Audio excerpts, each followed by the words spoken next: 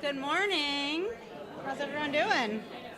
Well, I'm Kate Whittles. I'm a partner at HRNA Advisors. We're a real estate and economic development consulting firm based here in New York. But for right now, I'm here as a proud board member of CUF.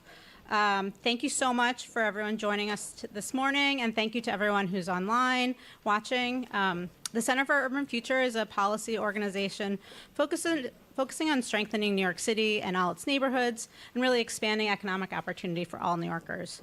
What distinguishes CUF from others is just its knack for consistently raising visibility on overlooked issues, and then using that public awareness to spark concrete policy and investments. And I think over and over you've seen that with CUF reports, whether it's amplifying the vital role of CUNY, the need for new investments in our public libraries, the opportunity to put rec back in park and rec, and the potential for new recurring revenue streams to fund our parks and green space.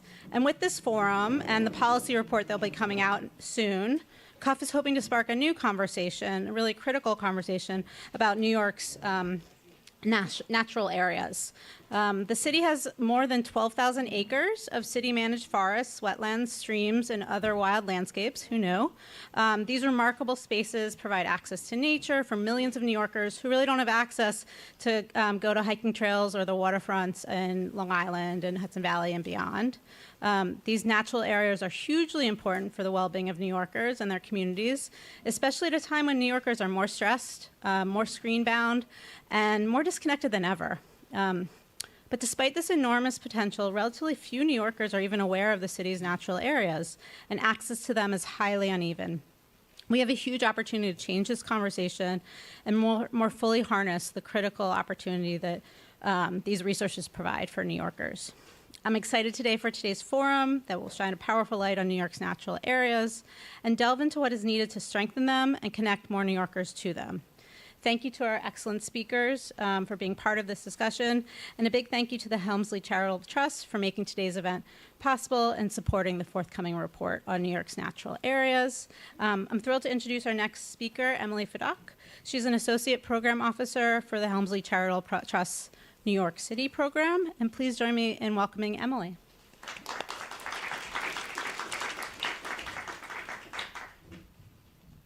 Thank you, Kate. Good morning, everyone, and thank you all for coming today and for tuning in.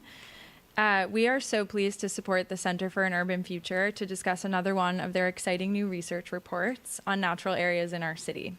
At Helmsley, our green space portfolio is part of our Greater New York City health work, driven by the evidence that access to green spaces and nature improves health and mental health. We make grants that increase healthy green space across the city.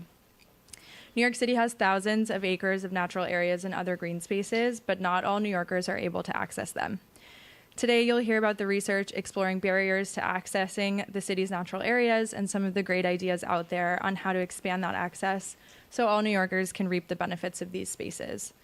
Helmsley would like to thank all the speakers and panelists today and all of the incredible natural areas and green space leaders whose work we learn and benefit from.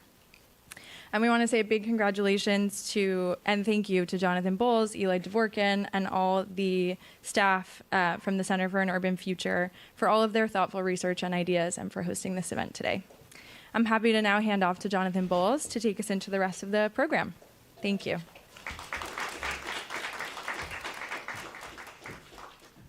Thanks, Emily, and thank you to Kate. Thanks so much for all of you to be here today. It's great seeing you. I love these events. It's nice to catch up with people. We see a lot of the same folks again and again, and really happy today to be able to shine a light on such an important topic. I think one of New York City's greatest untapped assets, the city's natural areas. From the wooded trails of Central Park's North Woods to the salt marshes of Jamaica Bay, the forests of Staten Island's Greenbelt, and the coastal dunes of Pelham Bay Park, New York City boasts a treasure trove of natural areas. These wild spaces bring massive benefits to our city, as Kate said, now more than ever. Our forthcoming Center for an Urban Future report provides a new level of data and analysis about the city's natural areas. It also outlines the vital role that community-based nonprofits across the city are playing in helping New Yorkers from lower income communities to access these spaces, and it puts forward actionable policy recommendations for connecting a lot more New Yorkers to the city's natural areas. I have a feeling that today's panels and interaction with our audience, we're going to hear a lot more excellent ideas for strengthening and harnessing our natural areas. I can't wait. Before we get started with our program, can you all join me in giving an extra big applause to our amazing staff at the Center for an Urban Future?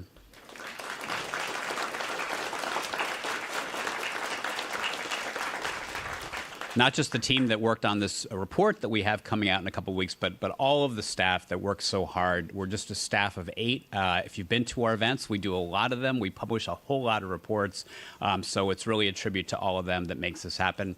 And a big thank you to our interns as well who are here, many of them who have contributed to this work and to all of our research projects. So thanks to all of them. So speaking of staff, please now join me in welcoming our outstanding Senior Fellow for Climate and Opportunity, John Sirico.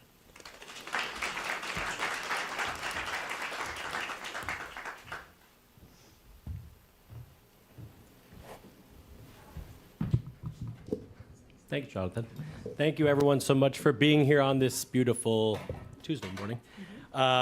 Really excited to be joined here by Christy King, who started as a forester in 2008 at the Parks Department and is now the Chief of Natural Resources for the entire department. I'm John Sirico, as Jonathan mentioned. I'm also someone who's been trying to convince his friends that hiking exists in New York City for about a decade now, that Staten Island has parts that look like the Catskills, that there's cliffs in Manhattan, and that the Bronx has a river. And I think that work, just like I'm so excited for the past year to be able to actually really dive into those spaces and the people that manage them and try to get New Yorkers to be there. So really excited to have this conversation. So let's start with the bird's eye view, which is a pun for natural areas, of natural areas in New York City. And this term, because when I've so many conversations when I would say natural areas, people are like, what is that? We know at over 10,000 acres, they make up a third of all parkland. And that's not including the state and federal, which is over 22,000. But we often hear the question, what are natural areas? And what does that title mean to you, Christy? Yeah, so to me, our natural areas are remnants of ecosystems that have existed in our region for thousands of years. They are proof that nature can coexist with dense urban development. They are the forests, wetlands, and grasslands in our parks, the over 300 miles of nature trails that connect those spaces to each other, as well as to the larger park system. And there are nature centers that host urban park rangers and provide opportunities for people of all ages to learn about nature. And so a lot of this, the title of this event, thinking about health and well-being, and we know the science. And sure, people here have all experienced it. When you go into nature, you feel better. We have so much science that shows it's actually good for your health, right? It lowers your stress, blood pressure, heart rate. The idea of nature bathing and green bathing, when more than 10 to 15 minutes, your mood actually does change. Totally. And it helps on lots of other fronts, though. And I would love for you just to give us a bit kind of background about why natural areas specifically are so good for both New Yorkers and the city itself. Right. So they, our natural areas provide a real or a deep, you might say, nature experience for New Yorkers, which is different, I think, than being in a kind of more manicured garden or landscape setting. And then, of course, there's all the physical benefits like purifying air and water, supporting biodiversity and habitat, and buffering our coastlines. But nature provides opportunities for learning, inspiration, spiritual connection, relaxation. And then there's also the kind of excitement of our natural areas because of how we're positioned uniquely along the Atlantic Migratory Flyway. Our natural areas host world-class birding opportunities. You can really see some special stuff here in New York City. And then finally, there's the social and public health benefits that I want to mention, especially for youth, I think. Having opportunities, programmed and, welcoming opportunities in natural areas studies show that they can increase self-esteem among young people, reduce crime rates, even increase academic performance. And so there's clearly something going on there that I think is linked to both the deep nature experience and maybe like the awe of that gives you like a moment. It's just like brings you inside a little bit and helps you think about how we're all truly connected, and nature shows that to us every day. I think I like that point about it's a deep nature experience, because before this event we were talking about how you're in Greenpoint and I'm in Astoria, and we have to go to Forest Park for a really natural area, right? Yep. We feel lost in a space, and I think that feeling of like you are in the middle of a forest, in the middle of Queens, a deciduous forest, right? I also am curious, we spend a lot of time in this research looking at the climate benefits. It's like such multi-purpose infrastructure, right? Where there's so many climate benefits. Totally. I would love for you to just talk a little bit about that as well. Yeah, I think, there's really obvious like cooling effects of, all tree canopy cools our city. There's like an aggregate effect of all of New York City's 7 million trees to keep things cooler. But, 5 million or so of those trees are in forests. And just the way you feel when you walk into the forest, everything kind of slows down and cools down. And so cooling, I think, is one of the most obvious climate benefits, especially in our urban heat island. So, and then after cooling, I think the like buffering of our coastlines is really important. We have, New York City has lost the vast majority of historic wetlands that fringed our city, but those that we still have, and even the kind of natural character shorelines, have a buffering effect against storms, sea level rise, storm surge. So there's something really meaningful going on there. Wetlands can absorb the waters of the New York Harbor and are kind of intended to, right? And then there's the, cleaning of the air. I think like in New York City, the air pollution is kind of so extreme that like trees alone can't do it, but trees alone cannot clean the air. But the fact that they are, removing pollutants from the atmosphere, like it's very meaningful, And so I think also like for me and for many workers, I think at the Parks Department, climate change is a bit of like an existential issue that we kind of, but yet we see it every day, like being in this line of work for, over 15 years, I've noticed changes like in the work that we do. And so, but it helps to just know that like we have these systems that, if cared for appropriately, create a resiliency in our parkland that will keep it kind of still around and still functioning. So that's maybe a little bit heady, but I think the kind of tough realities of climate change are also buffered by like just immersing in nature and thinking of kind of the long game, right? Like the trees in our parks are hundreds of years old, and like they've seen all kinds of crazy stuff. And so the next 50 years, it's gonna still be crazy, but it's like about the long game. I want to ask a bit about that. When you were mentioning as a barrier, almost like a coastal protection, I think a lot about Jamaica Bay, and I know Terri Carta's here, about the work that, Jamaica Bay in the 60s and 70s being one of the first places in a city to be designated national recreation area by the Parks Department, by the National Park Service, right? Because of the huge benefit it offers to the city, right? Let's talk a little bit about the work that you do, though. So, while of course it partners with plenty of outside organizations, and honestly, such a benefit of this work was just finding out so many different groups that are going into our natural areas, and it's amazing. I was, as someone who's like a true parkie myself, still finding out so many new groups was amazing part of the research. But NYC Parks is really, by and large, the primary steward of this immense portfolio, in charge of its remediation, maintenance, and environmental education. So what are some of the programs, especially over your time since being a forester and kind of working your way up, that NYC Parks has to get New Yorkers out to these wilder places? There's several things. Over the last several years, we've worked really hard with partners at the Natural Areas Conservancy to create clarity in our vast network of nature trails so people feel more comfortable going on a hike and experiencing nature. We have reduced confusing and redundant trails, literally closed ones that might take you like off course.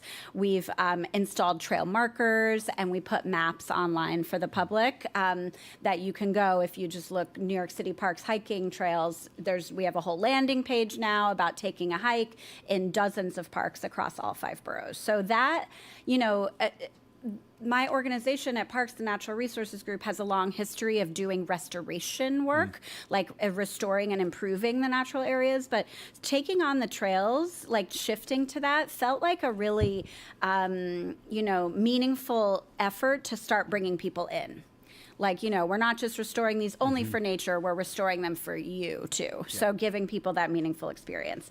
And then, like you mentioned, parks and our partners stand up dozens of events every week to directly engage in the care of natural resources. So you can get out there with parks or with another organization to care for those nature trails I mentioned, to remove invasive species, plant native trees and shrubs. You can go to the nursery, go to our native plant nursery on Staten Island and help propagate native plants for our restoration projects. There's like so many different things you can do. And then I also want to mention that we aim to engage youth in kind of volunteerism that can give them hints and ideas of future employment. We host summer youth employment program crews at New York City Parks. We have internships, and that's really, those experiences might give a young person their first experience in a natural area. And then lastly, of course, I have to mention thousands of ranger programs. Yeah. The experience that park rangers give kids is really meaningful. The uniform and the hat, like it's really powerful, I think. And, you can go hiking, birding. They have wilderness survival courses. They have, like how to start a fire. It's really, camping. It's kind of incredible. So these things, it's like, we keep kind of trying to do more and more of them. And I feel that's a bit of a shift, especially in the Natural Resources Group, like I said, from just restoring and caring to like welcoming people in. Yeah. I'd love to hear a little bit more about the workforce itself, because you have the NRG, you have Natural Resources Group, and then the Rangers. Yep. And then, but the NRG is made up of a couple different backgrounds, right? Oh, yeah. Can you tell us a bit more about just like the day-to-day, what the daily life of someone who's working the NRG looks like? Totally. It's like my favorite thing to talk about. At NRG, we have 6 technical teams that all contribute to the care of our 12,000 acres of natural resources. There are, let's see if I get it all right. So we have natural areas crews that work directly on the ground every day, removing invasive species, preparing restoration sites for native plantings. We have a stewardship team that does a lot of the same work, but with the public, directly working with the public to care for natural areas. They host, public and private events all week long. We have a conservation team that does research and monitoring, studying both natural areas themselves, collecting baseline condition information, and looking at the impacts of our restoration work.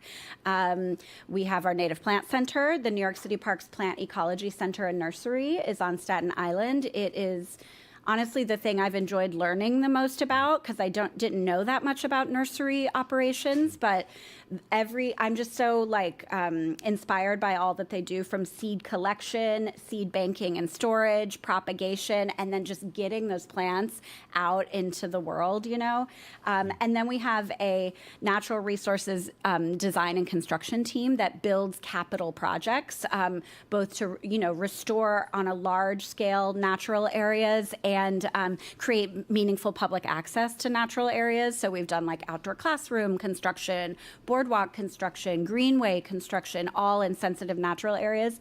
And then we have a team of wetlands experts that really, has a deep understanding of how wetland loss has affected our city over time, and trying to figure out new strategies for growing wetlands, restoring wetlands, and like wetland policy and how that can lead to protection. And then lastly, I'll mention that like everyone on the team has some protection work on their plate, where we consult with other agencies on protection when a critical piece of infrastructure needs to run through parkland, for example, like a sewer pipe or a water main. We liaise with other agencies and try to work together to create best practices and allow the construction to to proceed without damaging the natural resources or maybe restoring them in kind once they're lost.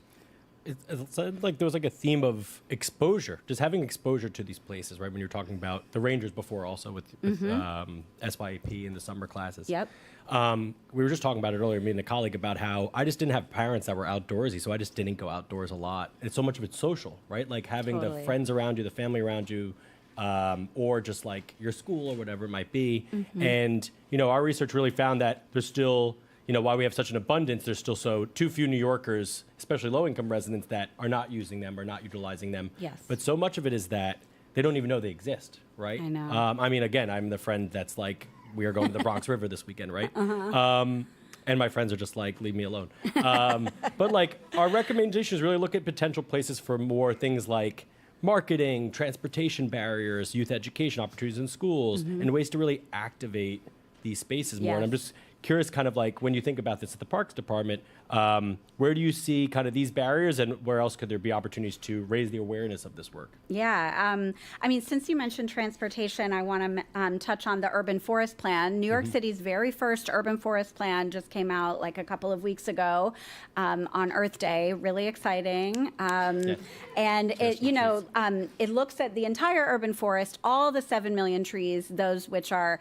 managed individually, and then in forests, I say they're managed as a stand. You know, we don't manage forest trees individually. Anyway, there's some really cool recommendations in there that actually seem relevant. One of them I'll mention is like enhanced transit connectivity to natural areas on the weekends. Like through some of our work, we found that there might be a bus that, let's just say, goes to the nature center in Greenbelt like during the week, but then it doesn't run on the weekends or something like that, which is just like, that, I mean, I don't know, you would go on the weekend, right? Like for most of us working people. So I think there's a lot of cool ideas in there. And then I do want to touch on workforce development again, because I think we're reaching a lot of young people that way. And, you know, we at the Natural Resources Group, we have a $10 million grant from the U.S. Forest Service, still holding on to that money for the time being at least, to bring in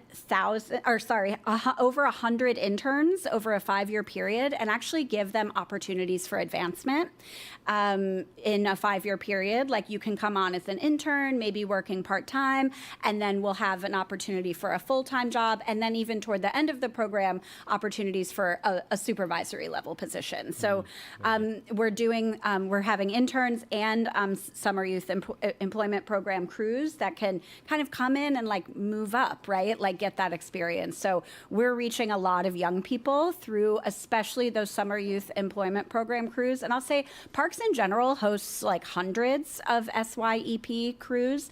At the Natural Resources Group, we host like 5 groups of young people, but it's still incredibly meaningful. And I think, you know, of course, like through the experience, some people kind of drop out. They're like, wait, what did I sign up for? But many stay on. Many stay on, and we want to encourage them to stay on by giving them real opportunities at parks. I also have to mention the really cool workforce development programs like the Natural Areas Conservancy's CUNY Fellowship Program, partnering with CUNY to train them in urban ecology and then kind of embed them into either their organization or ours.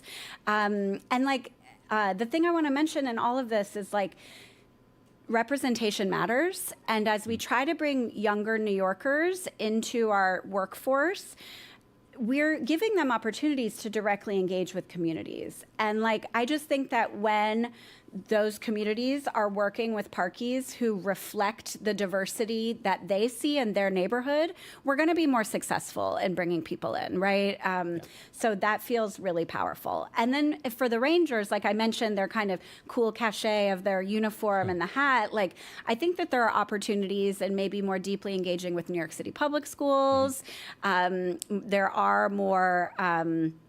you know, I guess every New York City public school, many of them have sustainability coordinators, but, you know, Rangers can be available for school programs, getting people involved that way. And then lastly, like maybe more nature centers. Like right now there's, several nature centers, but there's definitely not one in every natural area. And those places provide like a touch point for people to kind of enter, be welcomed, and then maybe go on a little hike. So I think I mentioned before that my parents weren't outdoorsy, but the Alley Pond Nature Center is where we used to have so many birthday parties. yes, and it's an amazing yeah, space. If it everyone's been there, is. it's incredible. But it's one or two just in all of Queens, right? So I Yes. think there's huge need there.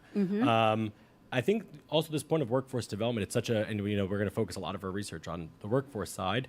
It's really about like leveraging our existing spaces, right, to Yes. introduce people to more work like this. And I think I've been impressed recently by Gowanus Canal Conservancy's new partnership with the Doe Fund to use rain gardens Yes. to train people to do stormwater maintenance. Yes. It's a great idea. yeah, And I think maybe more opportunities like that around the city. absolutely. So I'm curious, though, so much of this work is obviously about connecting more New Yorkers to the natural areas that exist citywide and, of course, supporting their sustainability. But there's also potential to bring the power of nature closer to where New Yorkers live. We'll show some examples of that in a little bit. But for the audience here today, what would you say is the agency's ultimate vision for natural areas citywide? Yeah, well, like you've touched on, like we've kind of keep repeating, like the first thing I have to say is just that people are aware that natural areas exist. Like I was telling someone this morning a story about my dental hygienist yesterday, and he was asking what I do for work, and he was just like, what? Like he did not get it. And it's like, and he's like someone, he has a car, he could get around and go there, but he just doesn't even know. So that is like the most important thing. And I'm hoping this report can help with that. The urban forest plan and its recommendations can maybe help with that. But yeah, I have to say that first, like just more people being aware.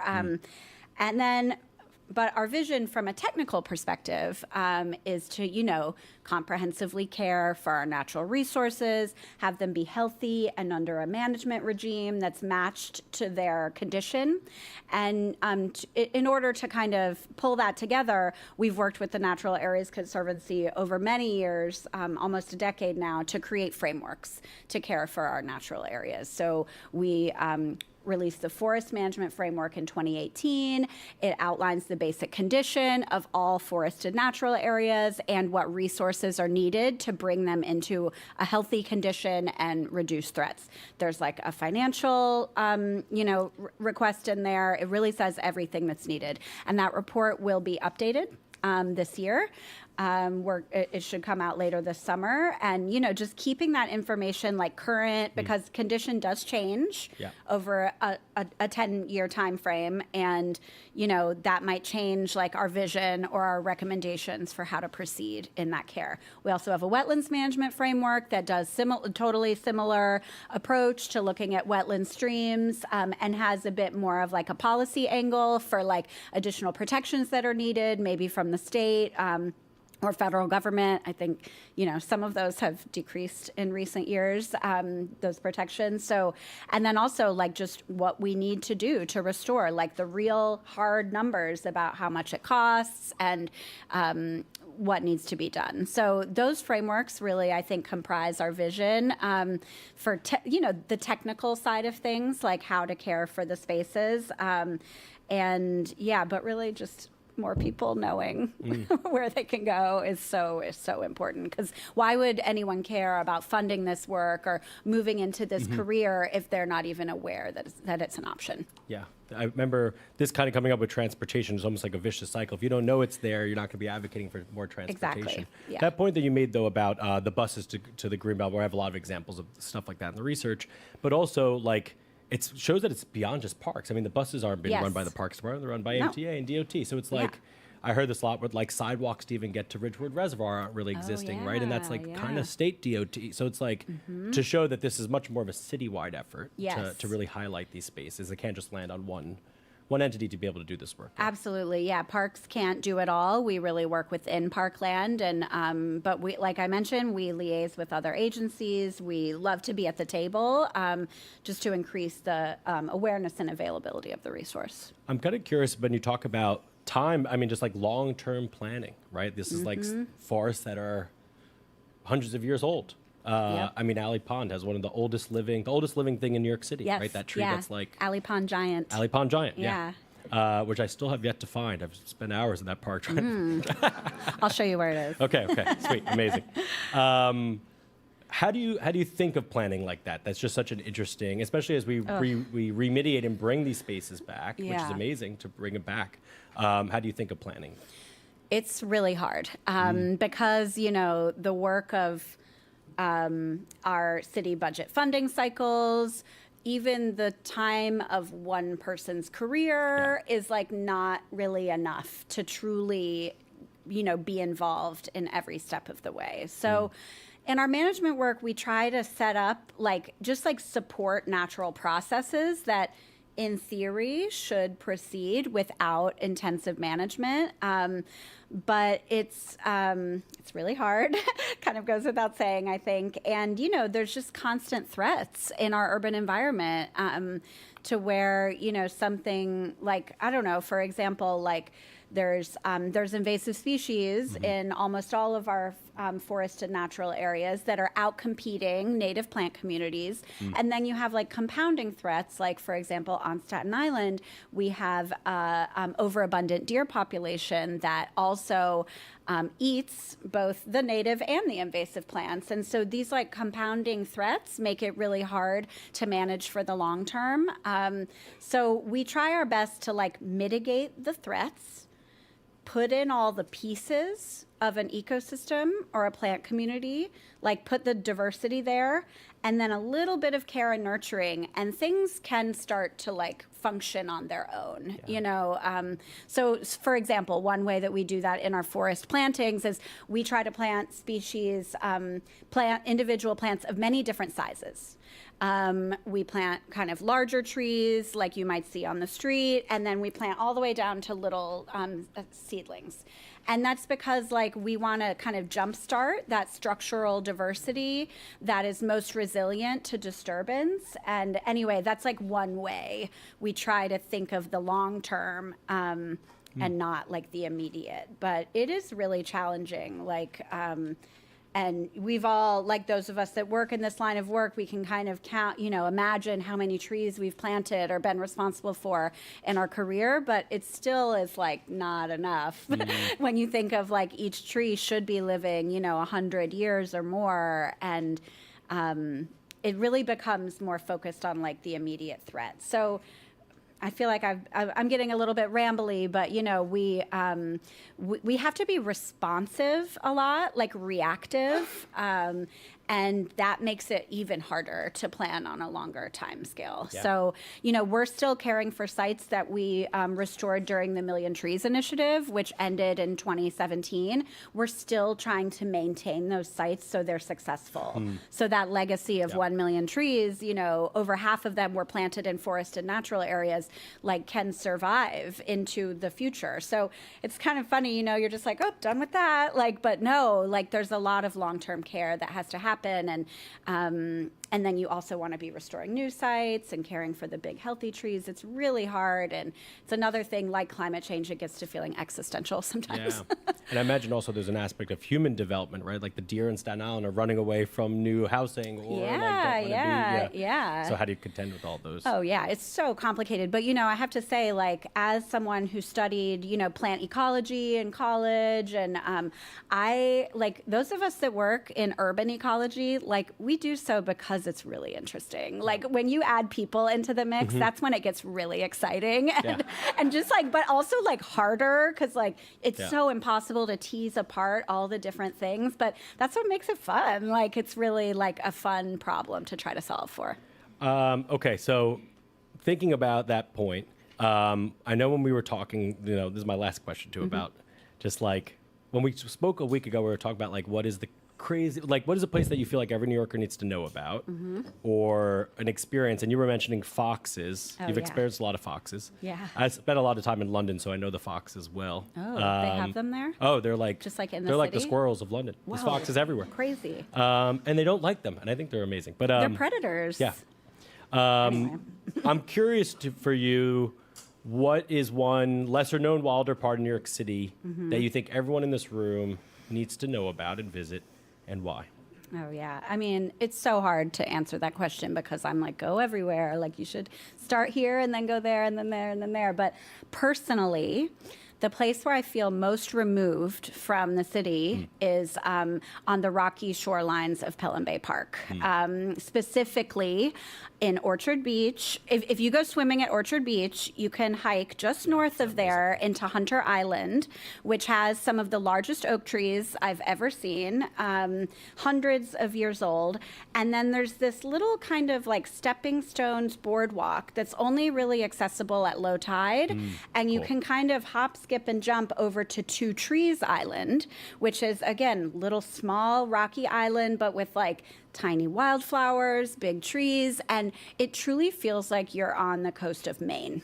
It is like not in New York City. You can kind of see New Rochelle in the distance. You know, you can, you know where you are, but you know, you can see maybe a seal if you're lucky, if it's the right time of year, like incredible seabirds. So end of the 6 train or a pretty quick drive up the Hutch, you can go to Pelham Bay Park and just feel like you're in a totally different place. I hope everyone is writing that down. But also for me, the food you get to access is also a big part of it. So getting to go to City Island after for food. Yeah, it's also a big part of the experience for me. We at the Natural Resources Group have a Google map that we all contribute to for the best places to get food. Amazing. I have to say that's one of my favorite parts about having a citywide role at the Parks Department is going all over and knowing where to get good food in every corner of the city. Love that. Yeah. Well, with that, thank you so much, Christy, for joining us. Yeah, thanks. Thank you. That was great. Yeah.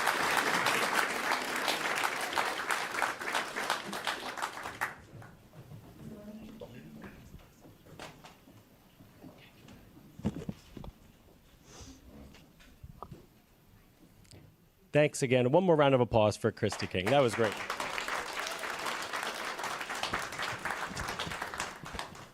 So the last couple events we've been doing a part that shows just sorts of inspiration from here and elsewhere, where we look at really other cities that are really doing really neat things with natural areas specifically, but also finding ourselves kind of also in awe of things that are happening here in New York City. So I just want to go through a couple. The first is the idea of leveraging public-private partnerships to expand funding and programming. This is in Chicago, Pink Tom Memorial Park in Chinatown along the waterfront of Chicago. A boathouse that was built by REI Co-op. I'm sure everyone knows REI. Their flagship store might not be with us for much longer, but REI sponsoring this specific boathouse and building it, and then allowing the community to program it for kayak rentals, for cleanups, and for other kind of activities. This similar looking kind of more locally, Manhattan with the Central Park Conservancy having its own ranger corps, in addition to the urban park rangers, folks that are responsible to for being a welcome presence in the park and also welcome you into places like the North Woods and the Ramble and these other amazing natural areas that are in Central Park. This is the idea of utilizing community co-design, where the community helps design a place and helps really tell people what they want to see to boost engagement. This is Seattle's newest park, Waterfront Park. It is the result of removing a highway along the edge of Seattle. And Seattle, when we got to speak with them, they really told us about the Community Connections Committee. This is a set of 3 different committees, one for local residents, one for the indigenous people that used to live in this part of Seattle, and then also one for accessibility. All 3 of those committees have paid facilitation, which I think is very important, to ask people what they want, what kind of programming do you want to see in the waterfront park. And as a result of this committee, their programming numbers completely skyrocketed. They have great attendance numbers because they really got to ask people, again, what do you want to see? And I think to this, I think I see Morgan Monaco here. Prospect Park. Prospect Park's amazing nature trail. I just got to experience one 2 weeks ago. A result of people really going into nature during the pandemic and wanting to kind of go all over the park and escape into nature. I know so many of the folks here in this room probably had that sensation during 2020. But really figuring out, okay, where are people going? How can we set up a nature trail system with the Parks Department that not only brings people in, but does it in a responsible way, in a sensible way, because so much of this, like the kind of human development, the humans coming into this environment, that we can bring more people into these spaces sensibly. And last but not least, this is in Paris. These are 2 photos that I took in Paris. Anne Hidalgo's Urban Forest Initiative, Mayor Anne Hidalgo. Over the last 12 years, this is the idea of green acupuncture. How can we bring nature into the city. This is a bus shelter. There's many bus shelters in Paris that have pollinator gardens on top of them. And this also, you can't see it, but this is a really busy roundabout in the north of Paris that is now being completely wildflower gardened, which not only reduces the noise pollution and the pollution itself, but also just makes it much more lovely to walk around this busy roundabout. But closer to home, on Roosevelt Island in Manhattan, the Manhattan Healing Forest. This is the idea of a microforest. I had the numbers here. It's like 47 native species. This is about the size of a tennis court, this forest that they've planted. It was grown over a 15-month span. And it's now this beautiful, inviting place where you go into and think about, having this escape really, really quickly with a really short, small piece of a parcel. It's amazing what they've grown there. For all these things, when we think about what are public-private partnerships we can be doing to tap into private dollars and also really to boost engagement and programming attendance, and then also how can we invite the community in so we actually have programming in the natural areas that reflects the local cultures, and then last but not least, bringing the benefits of natural areas close to where people are. And I think these are great examples of them. And with that, I'll pass it over to my colleague, Eli Dvorkin.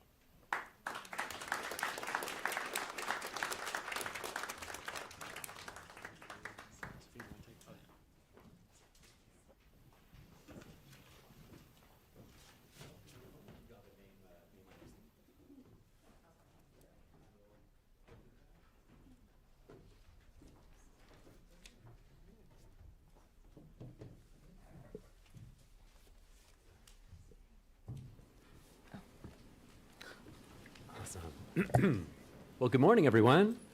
Good morning. Oh, man, I don't know if we were there yet. Good morning, everyone. Morning. There we go. Folks, if you could just move your microphones a little bit closer to you, because we do have about 100 and some odd folks that are tuned in to the live stream, and they can only really hear you if you talk right into that mic. And welcome to all of you online. It's so great to be with all of you here in the room. My name is Eli Dvorkin. I'm the Editorial and Policy Director at the Center for an Urban Future. It's such a pleasure to moderate today's conversation. I'll mention who is joining me up on the stage. Their full bios are if you scan the QR code by the door in your packets, you can read all about our amazing guest speakers today. So I'll just briefly mention we're joined today by Morgan Monaco, the President of the Prospect Park Alliance, by Oded Holzinger, the Executive Director of the Natural Areas Conservancy, Terri Carta, Executive Director of the Jamaica Bay-Rockaway Parks Conservancy, Siddhartha Sanchez, Executive Director of the Bronx River Alliance, and Cal Hastings, Vice President of Partnerships and Innovation at New York City Outward Bound Schools. Welcome to all of you. Such a great pleasure to be with you all today. I want to start by picking up on a theme that John was discussing with Christy earlier, around the awareness of these spaces at such a critical moment for New York City. Before we delve into why and how and what we should be doing more of or doing differently, I'd like to first ask you all a little bit about why now? And this is a leading question because obviously at the Center for an Urban Future, we felt that shining a light on natural areas now made a lot of sense for New York. But I wanted to ask all of you, why now? Why should city leaders be thinking more deeply and acting more decisively about natural areas? Why now more than ever? What's the case for natural areas that seems so important today? I'm happy to Go start. for it, Morgan. Yeah, thanks. Well, first of all, it's a pleasure to be here. I could talk about trees and forests all day, so this is the fun part of my job. So, the mayor ran on a campaign of affordability, right? In his first 100 days, he's talked a lot about how he's advanced that agenda to try to make New York City a place for all New Yorkers to feel a sense of home and place. And I think that inherent within that vision are parks and open spaces, right? I think that parks, regardless of, unfortunately, where things are shaking out in the budget right now, really are a core pillar of that vision for an affordable city where everybody feels that they have access to incredible amenities. Among them are natural areas. I also think that, this administration has talked a lot about the ways in which people have lost faith in government, that there's a sort of distrust, there's disillusionment across federal, state, and local government, and that I see parks generally, and especially natural areas, as a way to combat that perception, right? Because when you're spending time in nature, you're not only connecting with yourself, right? This is incredible kind of spiritual and physical health benefits that Christy talked about earlier. But you're also doing that in community with other people. Sometimes one or two other people, sometimes a large number of people, depending on where you are. And I think that builds a sense of empathy and community with perfect strangers. And I think that's the vision, that's the kind of connection that this administration has been touting. And I hope that for the budget, there's a prioritization of our parks and open spaces to really reflect that. Awesome. Yeah, I can pick up on that. So I think we all know that we live in some unique times where we're facing, almost every year there's a new crisis that comes to our life. If it's a health crisis, the climate crisis that we're now, is just getting more and more extreme. And of course, with technology and screens taking over our life, especially with young people, we're seeing a crisis of a social crisis, a psychological crisis of loneliness and communication. And natural areas and healthy access to natural areas is something that might not solve all of these different crises, but it can definitely help us address them. And I'll touch on one of them, which is the climate crisis, and specifically looking at extreme heat. So oftentimes the discourse around climate change and the climate crisis is very reactive, and we're thinking about it in terms of emergency and emergency management. But when we're thinking about the impacts of extreme heat, that only in the last few years has become something that's more talked about, it's not just the horrible statistics of excess mortality. It's also the impact on the daily vitality of our city and our public spaces.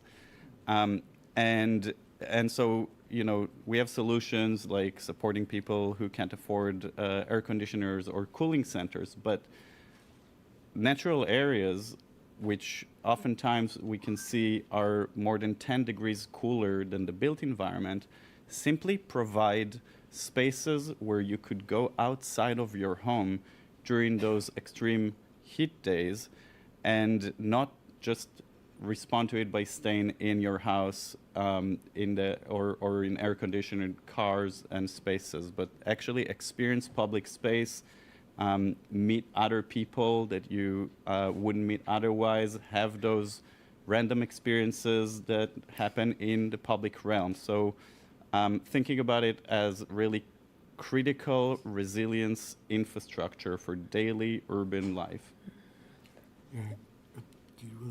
Sure. I'd love to add, thank you for having me this morning. Pleasure to be up here with you all.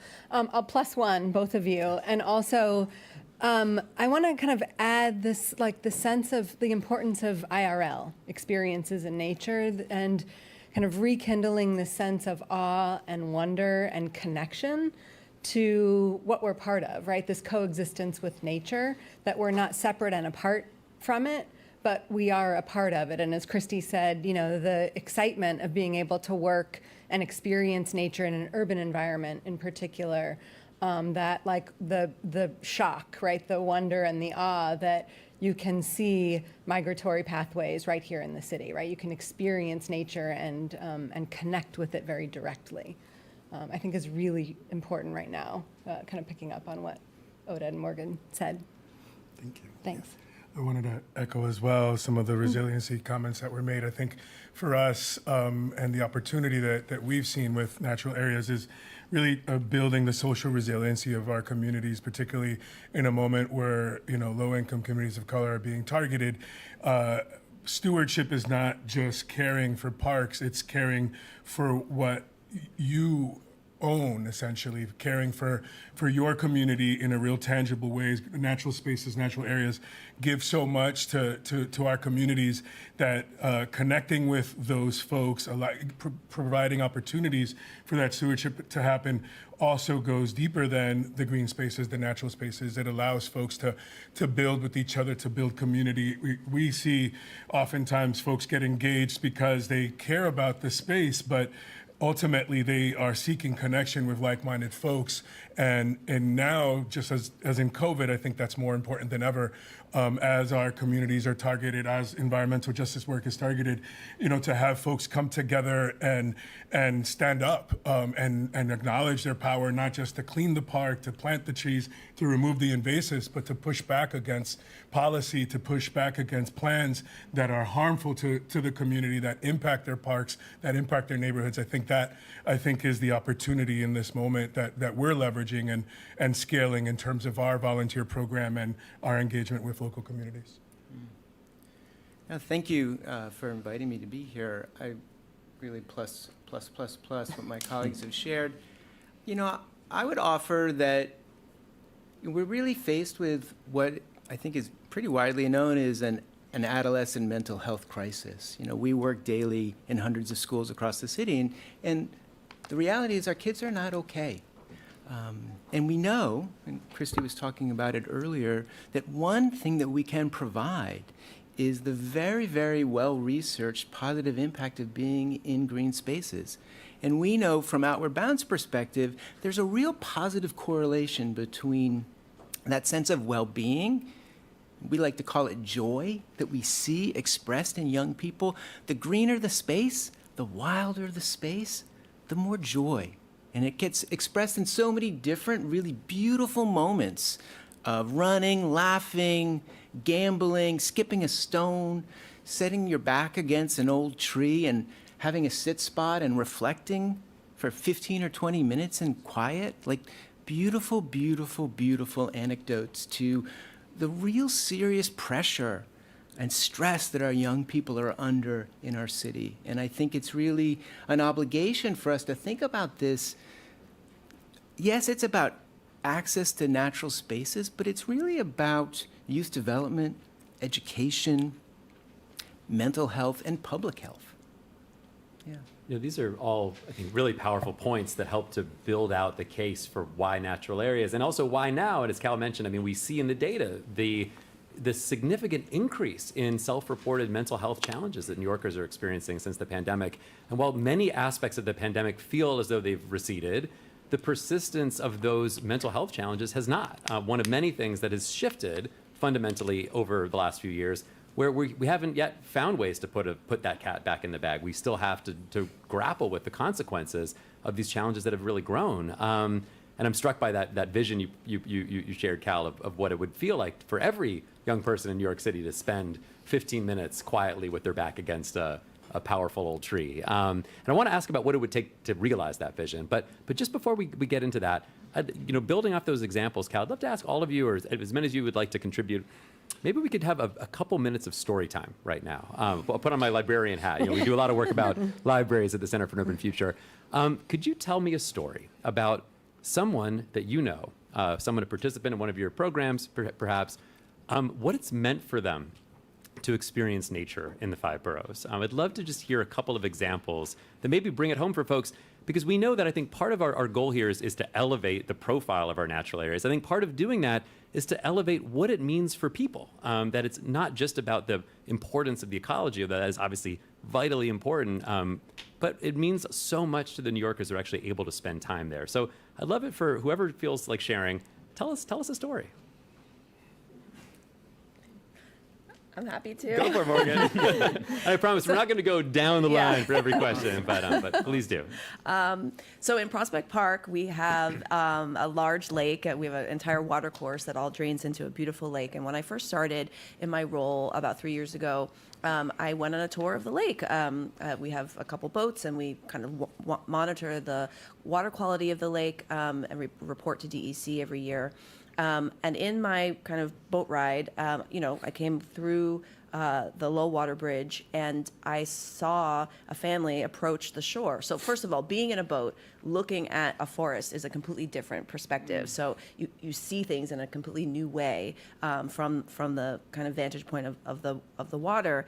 And I got to see firsthand someone, a family approach the shoreline and see an egret in the water.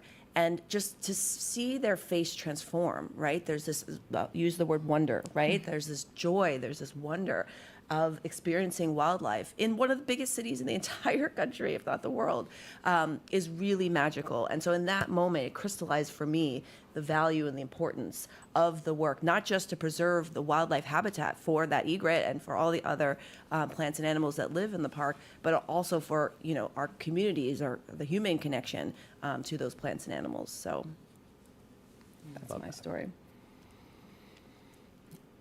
I will tell the story of our board chair. I wasn't thinking of doing this, but it feels like appropriate in different ways. So our board chair is someone from the community who 10, 12 years ago didn't have an explicit connection to parks. She was just a park user.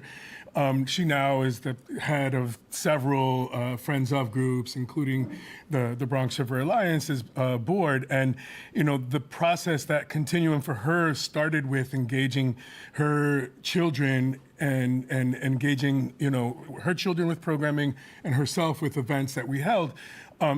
It continued to evolve to the point where, you know, she was volunteering and supporting our work in different ways. But I think what is resounding, or what's surprising and I think worth telling, is that it's not an isolated story, right? The way that our board chair got to know our work and got involved and assumed leadership over the years in not just our parks, but in parks throughout the Bronx, and creating, you know, the organization Loving the Bronx. Her name is Nilka Martel, by the way. You know, led to the audacious concept that we could, you know, someday cap the Cross Bronx. This was part of this continuum of, you know, not just loving parks, loving the Bronx, giving to these spaces, but also fighting for these spaces. And capping the Cross Bronx is a vision that we should take the undergrade or below grade portions of the Cross Bronx and cap them with parks. And you know, expand, you know, in a quantum, you know, way the amount of green space that's available in the South Bronx. And you know, that vision was a grassroots vision that no one paid attention to for years, but you know, eventually it became the reimagining the Cross Bronx vision, with federal funding behind it, with, you know, congressmen and senators behind it, and it's now, you know, poised to become a $35 million study that the state is advancing, you know, to really implement the vision of reimagining the Cross Bronx. And this started with someone that, you know, 10, 12 years ago was a park user, was really passionate about, you know, what we did for her children.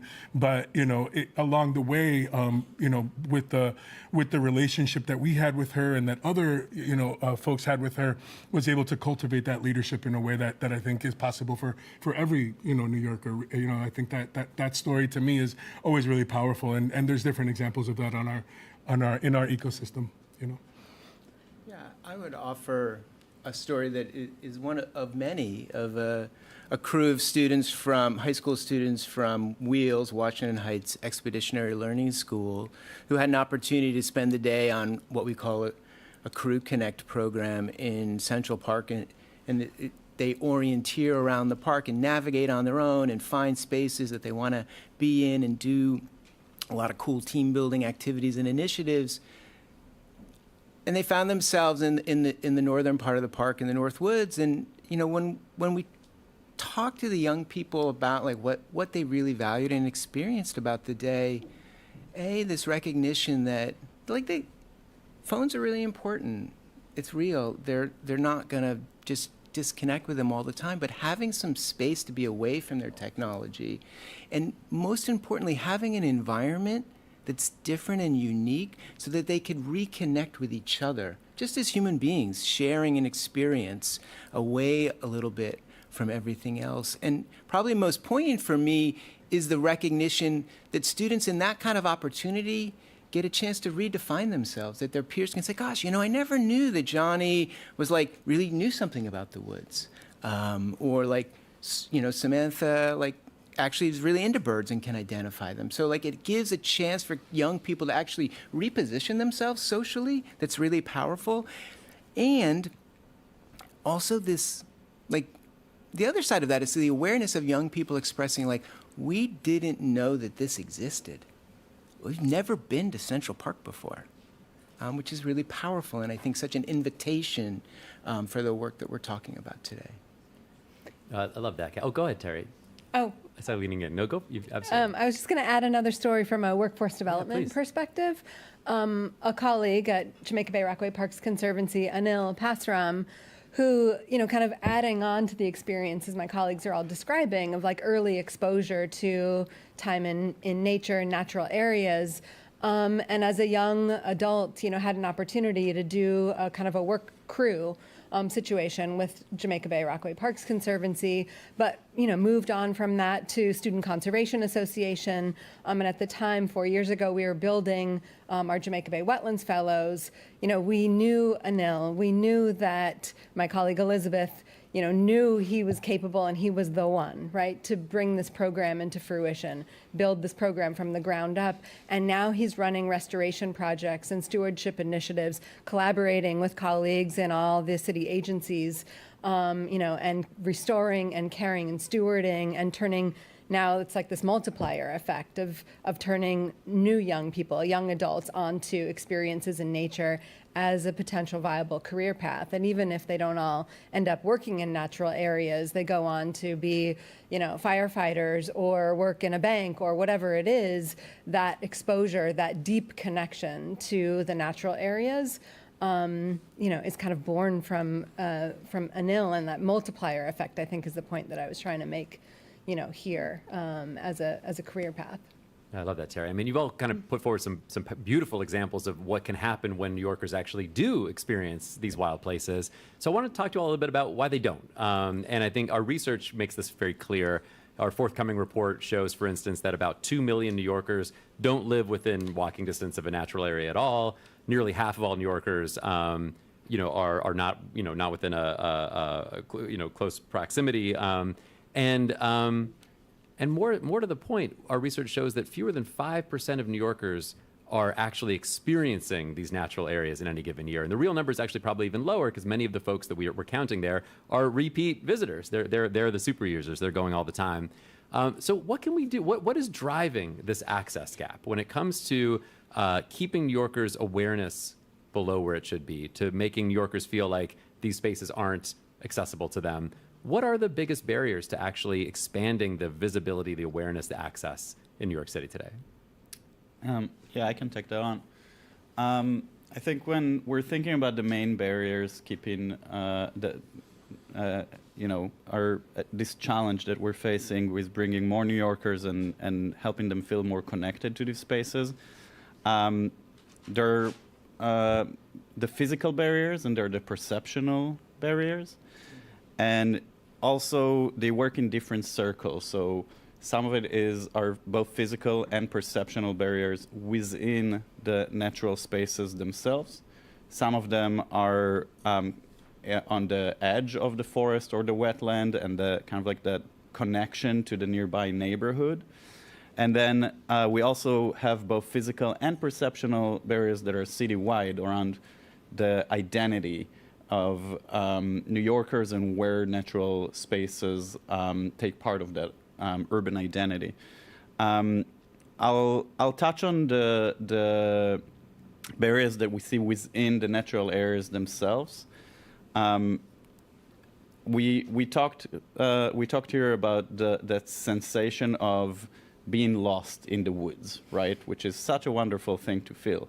But the reality is that it could also be scary. So you want to get that experience of wilderness in a way that feels also safe and controlled.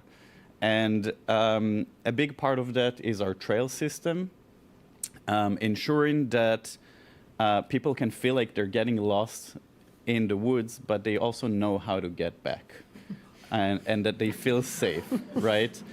And I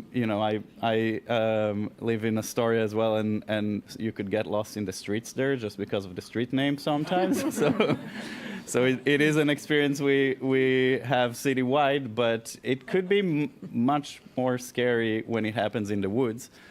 And that has to do with the upkeep of those trails, the long-term planning of those trails, and also the trailhead, which is a critical component.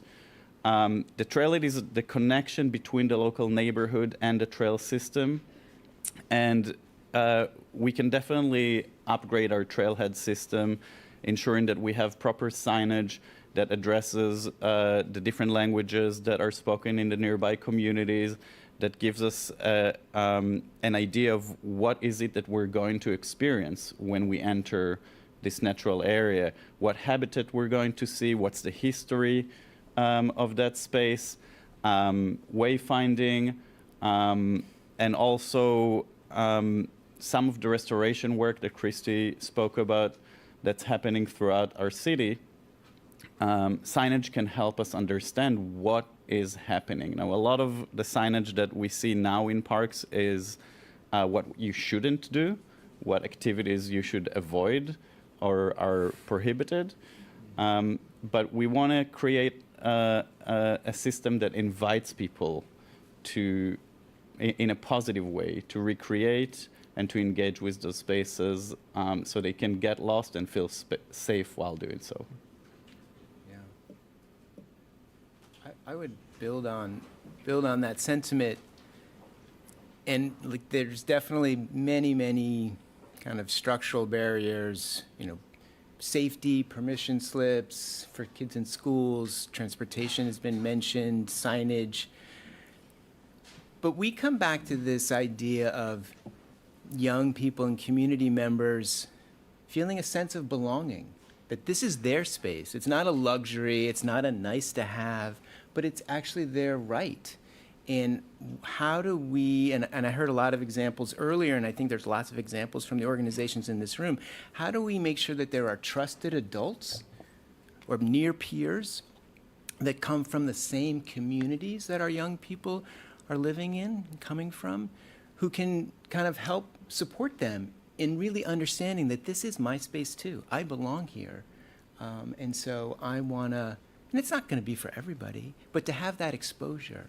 And how do we nurture that sense of belonging through repeat experiences that kind of get more and more wild over time, so that there is that sense of emotional safety and skill around how you navigate, knowledge and skill around how you navigate safely and successfully in those spaces. So I think peeling the onion a bit on like how do we nurture a true sense of like these are my spaces, I belong here, I think is part of what the collective opportunity is.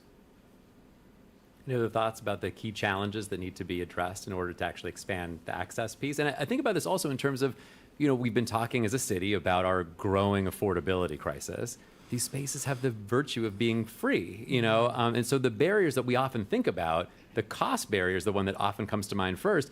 It's not the challenge here. So I'd love to just unpack a little bit more. What do we need to be doing differently, or what do we need to be identifying in terms of the real barriers to make progress in an area where cost, unlike so many other city issues, isn't the number one barrier?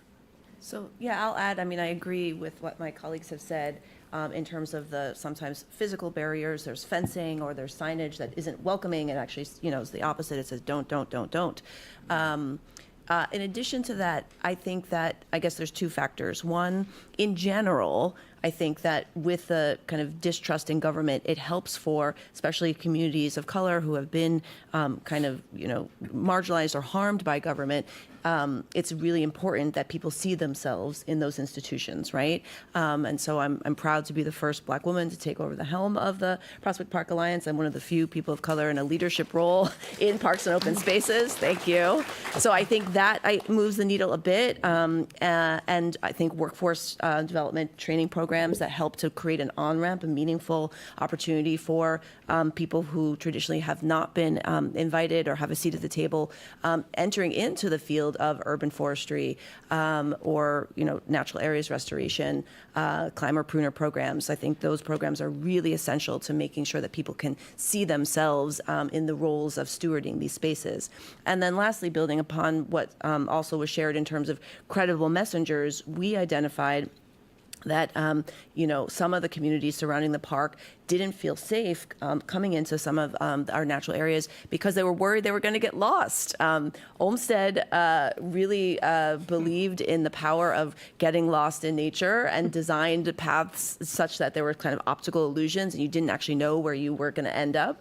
But that actually was a barrier, a real fear for some communities. So we developed a docent program we worked with. For one example is the Bangladeshi Ladies Club, which was a group of women in Kensington who we trained on how to give a tour. And that sense of connection, that connection to cultural heritage was a really wonderful way to remove that barrier, that sense that this isn't a space for me and I'm coming with people who I feel connected to. Go ahead, Sid. Siddhartha, and then, Terri, go for it. I feel like what you shared, Morgan, really resonates in terms of, having guided access is really important for, unpacking and removing some of the fear and safety concerns. I think there's a real lack of partners in parks in certain communities, right? I think the Bronx River Alliance is an anomaly. It shouldn't be, right? We should have partnerships with parks throughout the 5 boroughs, especially in communities that, where parks are really, really, an oasis. They are for everyone, but I think in the outer boroughs in particular, low-income communities in particular, parks become essential in a way that they aren't for, communities that have the ability to leave the city, travel to other boroughs, different realities.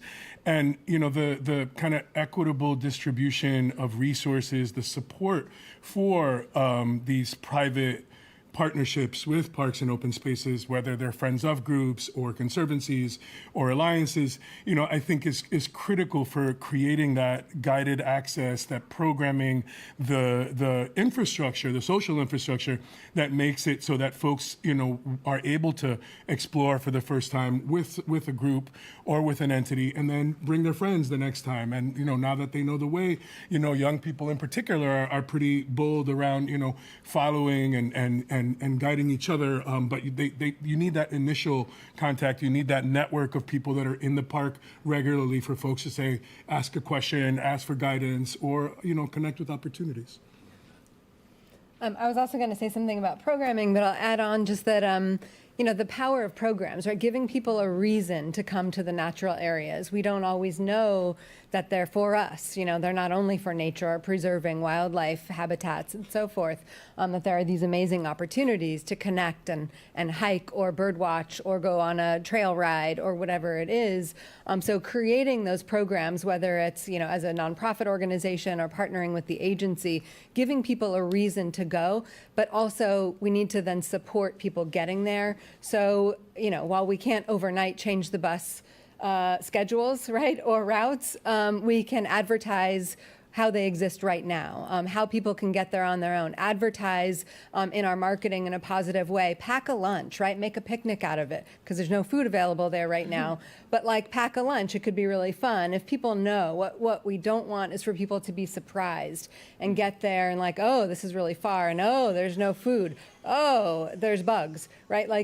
Lay out the experience ahead of time, give people the opportunity, kind of the supports to get there, and then make sure that the experience, the trailhead is marked, that there's supports for kind of having that experience once they're there through guided programs, again, whether it's a tour, a bike ride, a walk, et cetera.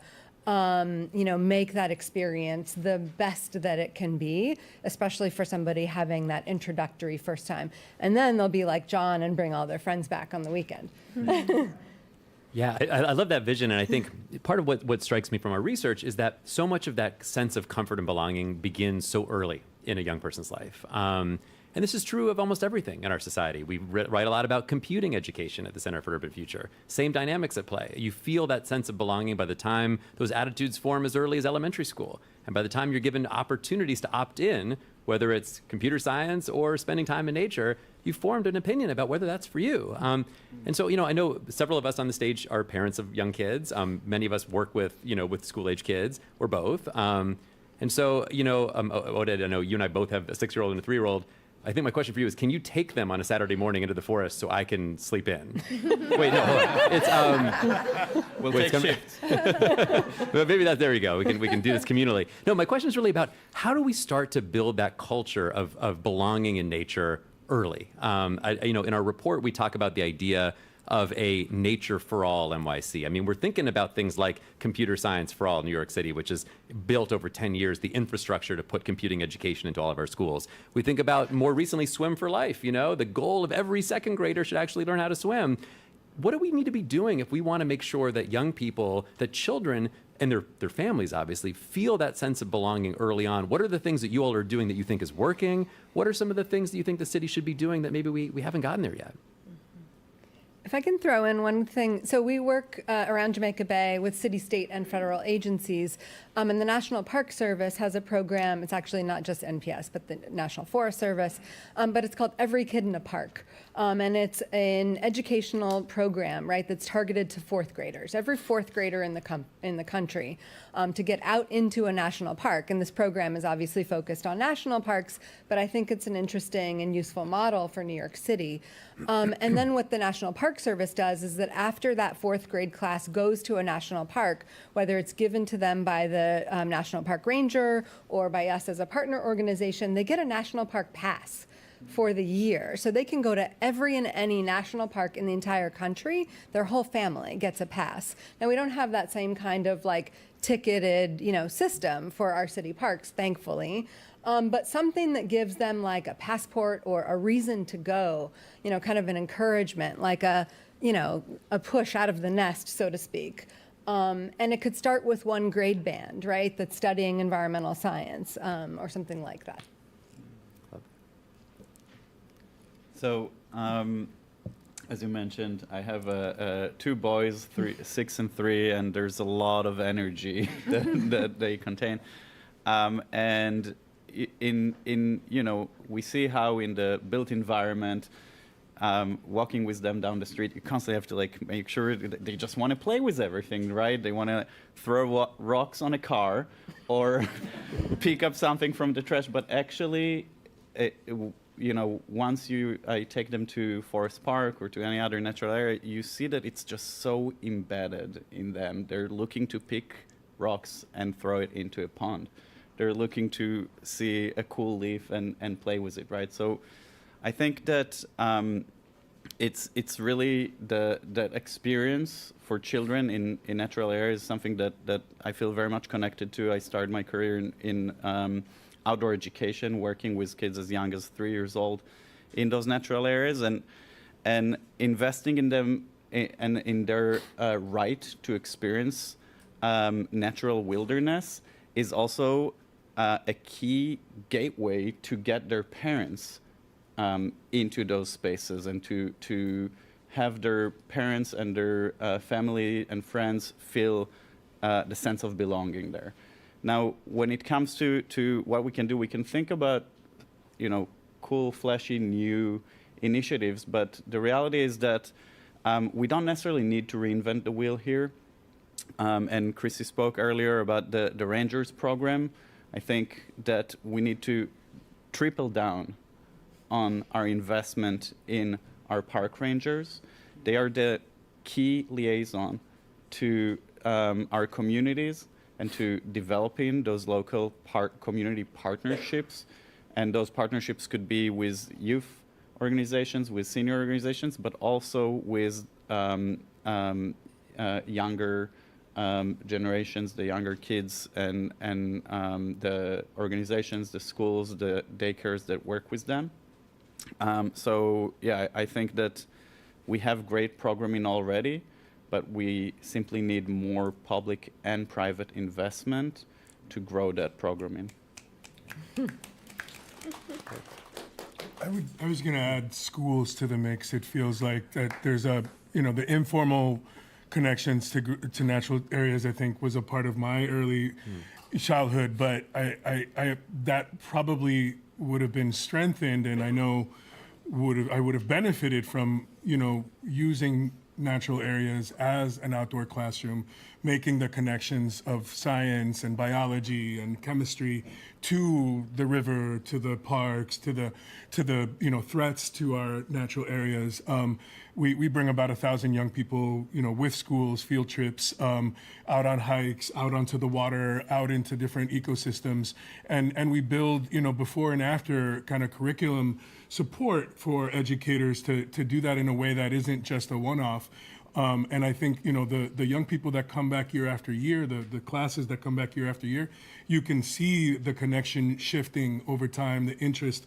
Oftentimes they end up in our internship programs or, volunteering for our programs once they become teenagers. And, I think they also are in the parks in a different kind of way once they get older. That, and the other thing I'll say is bathrooms. I think, children need bathrooms, and this is the Parks Department is a primary provider of bathrooms. It's a basic, right and a need that I think we need to figure out and solve. And not just bathrooms, but clean bathrooms that, that we can all, bring our children to and feel comfortable with. Totally agree with the bathroom piece for sure. But building on both of these points, double down on what we're already doing and what's already working. That seems like a lot. That's really, really smart. And when I think about it, I think about this sustainability coordinator that was mentioned. That exists. My sense is it's not really the opportunity for what that could mean for youth access to wild spaces in New York City is yet to be fully realized. So how do we really look at what's happening? Is anybody doing it really well? Do we have some things that we can learn from? Can we make it more sustainable by putting some resources behind it, like giving school people another unfunded role to do? In my experience, actually doesn't really result in much.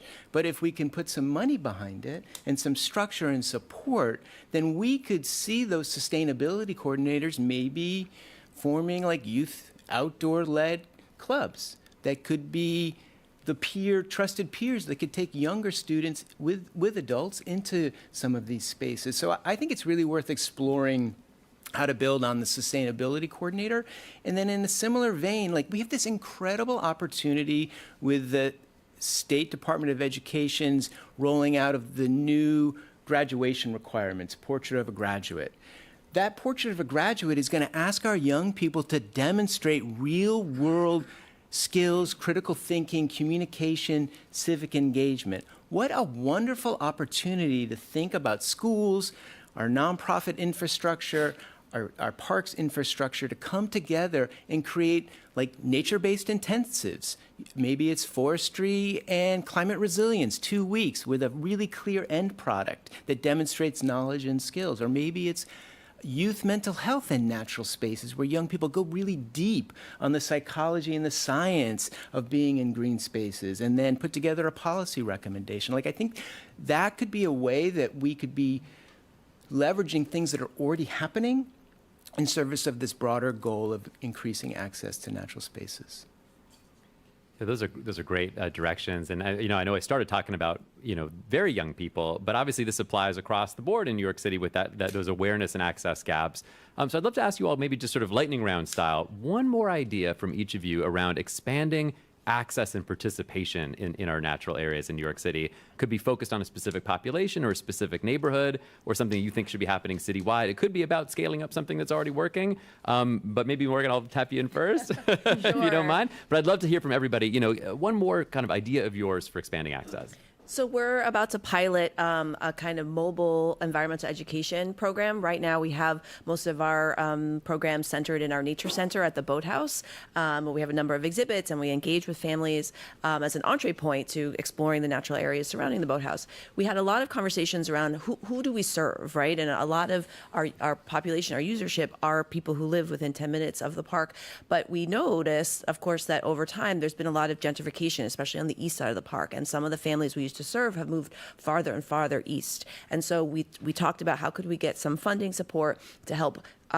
We still want people to come to us, but let's also go to them. So we bought some trikes, and we're thinking about how we can actually immerse ourselves in really strongholds of community traditions, block parties, various events adjacent to the park as a way to, again, say, this is for you. We see you. We want to make sure you feel a sense of home here, and come back and join us for a program in the park. But being seen in the community, not just having people come to us, is one strategy we're piloting. I want to talk about the senior population. Sometimes another population that could oftentimes get forgotten, and I think it's really important to address some of their needs. We talked a lot about the younger generation and youth, but we also have a loneliness epidemic that our senior population is experiencing. Screen addiction can also, and we often see that with elderly people. And of course, that has some serious health implications. So I think that when we're thinking about public programming and partnership, both with city agencies and with community-based organizations, it's important to think about programming that is specifically directed for the folks that steward those spaces over the years, that are the storytellers of our communities, and that need those spaces to be outside and to meet other people and to engage with both nature and their neighbors. I would say building out more of the community stewardship opportunities, getting people of all ages involved in the hands-on care, kind of the restoration and care for our natural areas, which could be the restoration side of things. A lot of times we think of stewardship and volunteer activities as the stewardship, picking up trash, clearing invasive plants. All of that is needed. And I think there's also a great opportunity for guided stewardship of doing the restoration work itself, kind of light touch restoration that could bring down the cost of some restoration projects overall, get people involved at the same time, kind of build that connection while improving, these natural areas. And, kind of the structure for these kinds of programs already exists within the agencies and within the nonprofit partners. So really kind of putting more resource and emphasis on that, on that involvement, which I think, will address a lot of the kind of challenges that have been brought up today, both the physical barriers and the sort of perception barriers. To natural areas in particular, raise awareness that beyond the kind of parklands as a whole, that there are these specific natural areas, the wetlands, the forests, the grasslands, et cetera. Yeah, I want to build on that. It feels like cultural programming is an opportunity that we haven't mentioned, and parks, open spaces are a platform for it.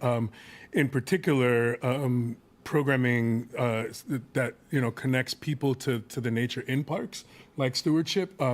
We actually have a particular project that I think is both cultural programming and stewardship. It's our foodway, which is an edible food forest in a city park, New York City's only place where foraging is encouraged. And I think that is the future of parks in so many ways, and many parts of the country are already advancing this approach, where you're really leveraging people's connections, traditions to with plants, edible plants, medicinal plants, and encouraging people not just to forage, but to have a relationship with those plants in their parks, along the trails, the berry patches, and this is already happening. This is already part of New York City. It's just not official, right? And I think to be intentional about supporting that type of programming, that type of infrastructure, green infrastructure, if you may, really leverages the natural connection that people have,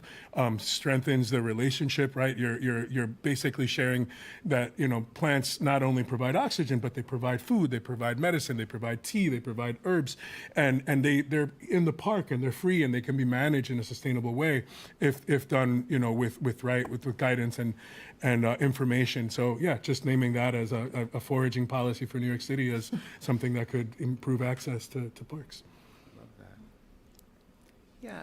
I think the moment is really ripe for like a coordinated citywide strategy to increase access. Like we have such incredible assets in this city with our nonprofit infrastructure, our philanthropy infrastructure, our parks infrastructure, our schools infrastructure. Like how do we weave that together in a not overly complex way so that we really have a way of knowing, can we increase equity and access, repeat visits, build a sense of belonging, and kind of work as a community, in a collective impact way over time to keep moving, keep growing and learning as we move forward. I think that we have the pieces. It's really putting together a citywide strategy and then executing on it collectively, because it's going to take all of our organizations and amazing people in the city to do it. And I would just say, finally, like as CUF has been doing, like really putting youth at the center,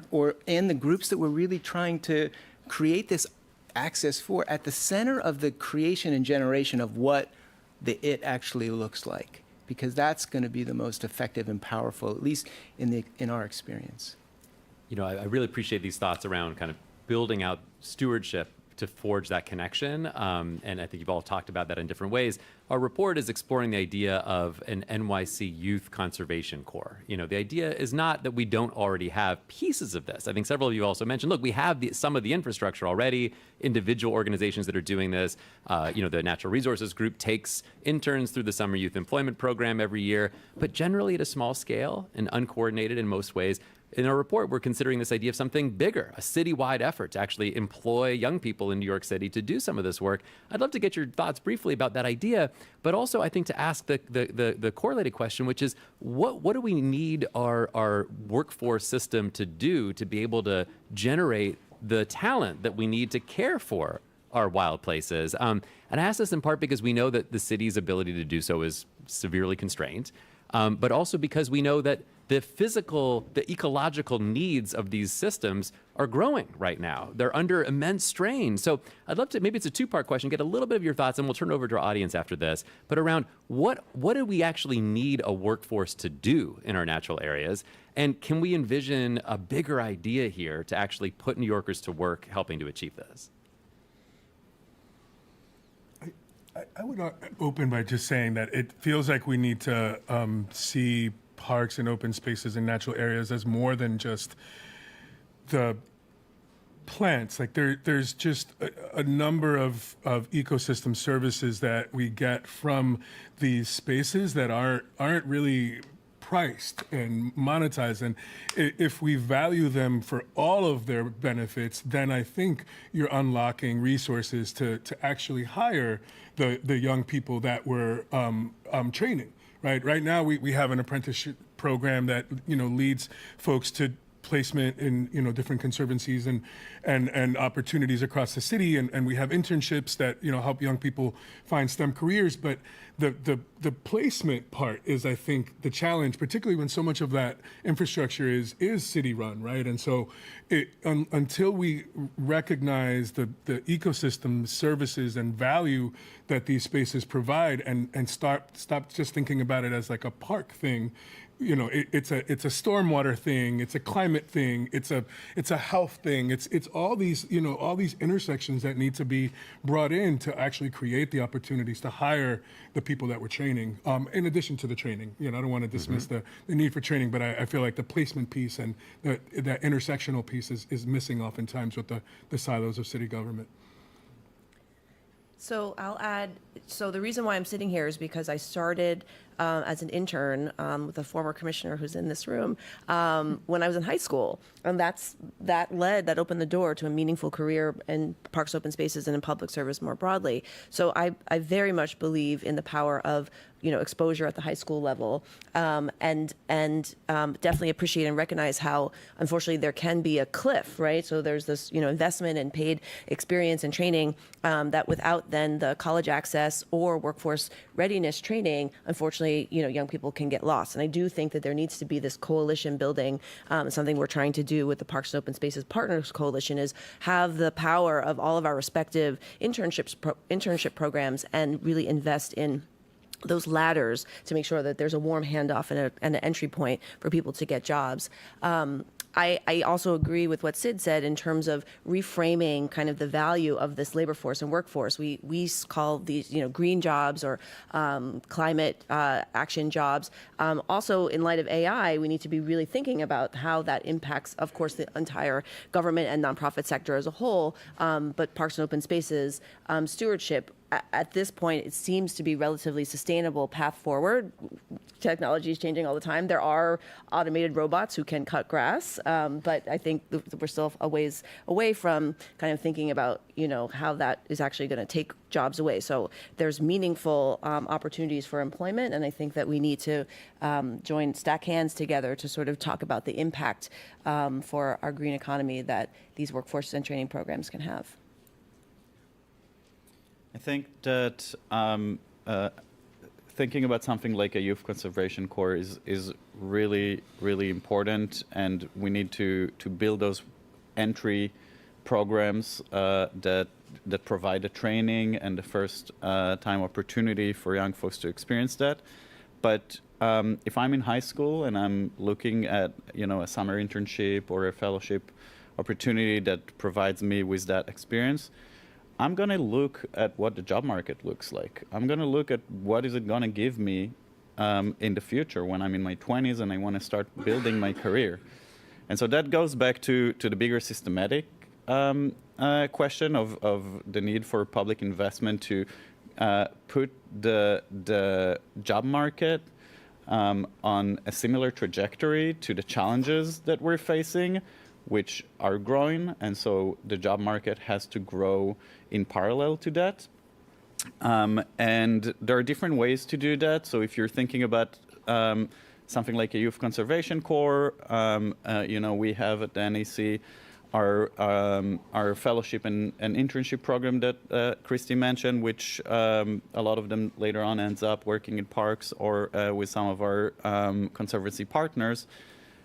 You could think about contracting with the private industry and giving advantages to folks that went through these programs to secure well-paying jobs in those fields.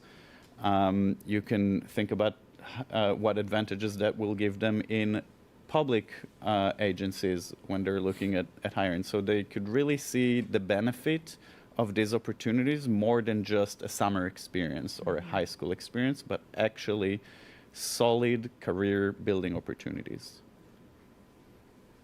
I think I'll add, I love all these comments. My response is continually reshaping as I'm listening to all of you. But I'll add that, I love the idea of a youth conservation corps, and I think of like the civilian conservation corps, and that was an all of government, all of society sort of response, right? And I think, picking up on what you said, Sid, of it's not just a parks thing, it's a health thing. It's like all of these agencies. So it's got to come from the agency, from the administration at the top. But the thing that I'll add on to this, just from our experience around Jamaica Bay, and the beloved multi-jurisdictional environment that we work in, of city, state, and federal agencies, all in one exciting package, is that it takes all of that. It takes that higher level coordination. It takes a shared kind of co-creation of goals and desired outcomes and mechanisms for joint decision making. And it kind of requires this, that we're all in it together. That truly, what is the word I want to, transdisciplinary, but trans-agency, trans-government, kind of all levels of government all in, working towards the same goal. And then I think, that will bring in the value that you're talking about, that these natural areas, have ties, right? They're not in a silo in their own little bubble, but have these trails or networks into every other part of society and the economic, the environmental, all the societal benefits and impacts that this foundational experience could realize. That's great, Terri. Well, on that note, let me turn it over to our audience as well. I think you all have done so much to help us think these issues through, but we know that this audience has ideas and has questions. So I just want to say briefly, please throw your hands up. We'll call on you. Let us know your name. If you're here with an organization, please keep your question or your idea brief so we can get to as many as possible. But we'd love your ideas and your questions around how can we help more New Yorkers experience time in these special wild places. I'll start with Katie in the back, and then we'll go from there. Thanks, Eli. Thank you, panelists, as well. Katie, Denny Horowitz, North Brooklyn Parks Alliance. If you don't mind, I have two questions. And if you don't mind, Terri and Oded, I wanted to direct them at you. Apologies in advance for putting you on the spot. But when I hear the conversation, Terri, this one is for you. Like one of the words that comes to mind is just land when we're talking about immersion, we're talking about getting lost. And in neighborhoods that don't have access to a lot of land, how can we sort of recreate these natural areas in a place like North Brooklyn, which is Greenpoint, Williamsburg, super, super dense, not a lot of land opportunities. So there's kind of these micro experiences. And Terri, I'm directing this at you, not only because of your BGI experience where you're maybe recreating them, but also because like Jamaica Bay, you might know like Field Operations, which designs a lot of the North Brooklyn waterfront for Two Trees. Jamaica Bay has been cited as an inspiration for the new River Ring waterfront design. And so when you have these like micro experiences for natural areas that aren't natural necessarily, can these, how might you respond to these like micro experiences? And for Oded, for you, I'm curious, the other word that comes to mind in this conversation with workforce development or education or maintenance is, of course, funding. And so as the Conservancy for Natural Areas, I would ask you, how would you fund all of this that we're talking about today? No pressure. I'm glad I didn't get that question. Thanks, Kristen. So I love that, Jamaica Bay is an inspiration for the River Ring. I think that these micro experiences are really important. Like when we think about microforests and the effect that they can have ecologically, also experientially, right? That these small experiences that don't require necessarily a whole lot of land. Jamaica Bay is actually, 44 of all the parklands. 44 square miles, a lot of that is water. Most of it is water, right? The open Jamaica Bay. And then there's a lot of like coastline, 170 or a third of New York City's 520 miles is around Jamaica Bay and Rockaway. And so, you're probably not going to experience all of that at once, but that one piece of shoreline, looking out or getting involved in a piece of wetland can be transformational. And so I think my short response would be to lean into that and value those micro experiences as whether it's a stepping stone to something larger, more vast, or just for what they are, right? Being able to see on a smaller scale the Spartina growing, there's whatever the wildlife is, whether it's an egret or something much smaller.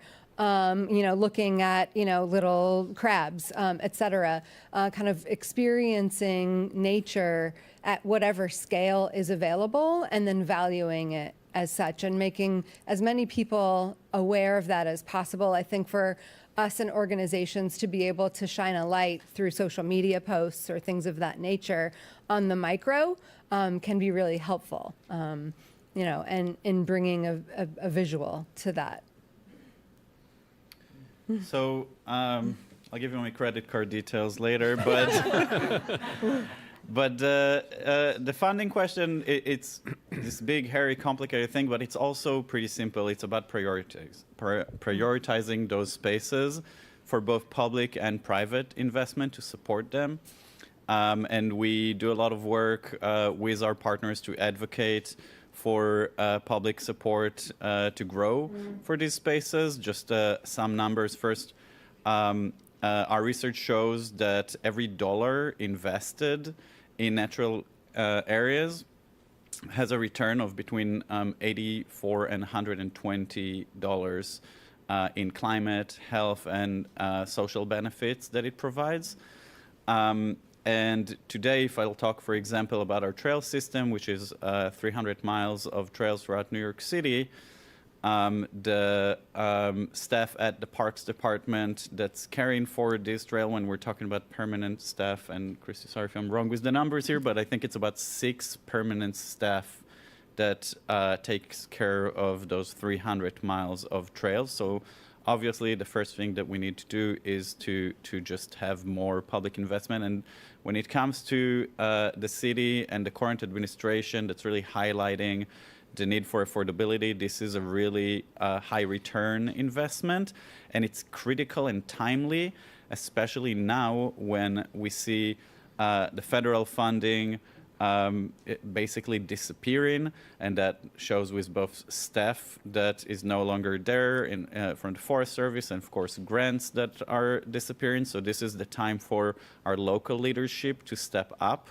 and fill some of those gaps. Now, the thing is, there's a bit of a chicken and an egg situation here, because while trees are generally a very popular topic of discussion, and people complain about trees or they want more trees in their streets, natural areas aren't something that elected officials get phone calls about so often, even if it's in their district. And that has to do with that access and identity issue. So that's where I think the philanthropy sector could really fill in that gap and provide funding for programming that allows us to create that connection between communities, New Yorkers, and those natural areas, so that they know how important it is, and they then call their elected officials and make this a political topic. So politicians will run on that, and hopefully we'll see that public investment grow. That's great. Thanks, thanks, Katie. So many hands up. I'm going to go to Emily next, then Mr. Banapy, and then we'll go to the back. Thanks. Hi, everyone. I'm Emily Walker. I work at the Natural Areas Conservancy. Cal, my question is mostly directed at you. I'm an elected council member on my local CEC, or my Community Education Council. I'm in a district that is an environmental justice community. I think every single school in our district is Title I. I'm on the Parent Advisory Committee for my children's school, which is a Title I school. There are so many headwinds. I have never heard my superintendent speak about nature or nature-oriented programming. Every update we get from our district is about software, AI programs, test scores, and attendance rates. Like, there's a lot of headwinds that I think communities like the one I live in East New York, Cypress Hills, are facing. But we're also flanked by two parks that have a significant proportion of natural areas. We have Shirley Chisholm on the southern end and Highland Park on the kind of northern end. But I guess my question to you, as someone who works very closely with DOE and does this kind of programming, like, how do we turn the tide? I work for a parks organization, so I'm not orienting my question to my colleagues on the panel, but like, it just feels like we talk a lot about DOE and schools and youth, but like, there's a real, I'm like living it out in my community. There's a huge disconnect. We can't even use Title I funds at my kids' school to do community garden work because apparently it's not eligible. So like, how do we, I would love your perspective on how we like turn the tide, because I think so much of what we've discussed and heard about today really depends on a successful collaboration that like, I don't think we're seeing on the ground. And I would love to hear more about how Outward Bound has like navigated that. Yeah, so headwinds are coming, and as we know, like, budgets are going to create even stronger headwinds and less funding. But what we know on the other side, from our school partnerships, is that they're at the teacher level, there is a huge interest and demand and excitement about natural spaces. And so I think one place is to find the frontline folks in schools who like understand the importance of this and value it in their own lives, for their own children, and for the children that they show up for every day in the schools that they work with. And I think there's lots of examples of them. So how do we lift those up? And then how do we provide the folks on the education councils with the information that they need to really advocate strongly for this? Because, you know, as was mentioned earlier, these are pretty, like, they're free. These are free resources once we get there.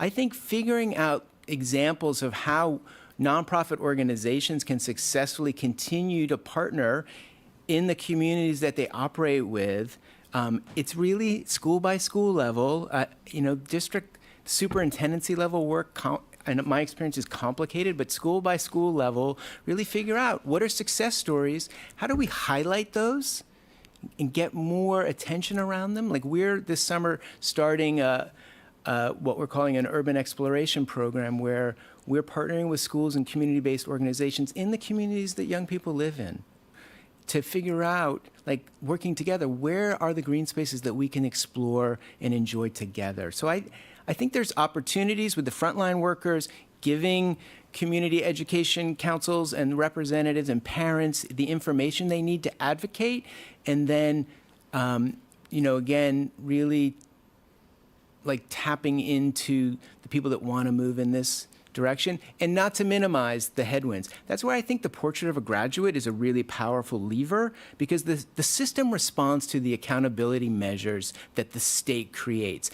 This opening for this more portfolio, authentic way of assessing young people's growth, as opposed to the regions, can be a gateway for really powerful work. If we're smart about tying it to standards, making it what young people find interesting and relevant to their lives, and create some successes so that people can see that it can be a win-win for everyone. Yeah, it's a partial answer. Thank you, Cal. Yeah, Adrian, go ahead. So Morgan alluded to her start as a high school intern. I will say that her brilliance and her public service chops are evident on day one. So that in 10 years, she was running the first and only successful Million Trees program in the nation. So on that note, and really this is a question, I think, for Kristen. You mentioned you were going back and maintaining some of those big plantings we did of the little whips, like 10,000 trees at a time, which was the key to the success. How is that working? What's the mortality rate? What about your big wetland restoration projects in Jamaica Bay Marine Park? What's the experience also with this panel sit along the Bronx River? How are the restorations holding up?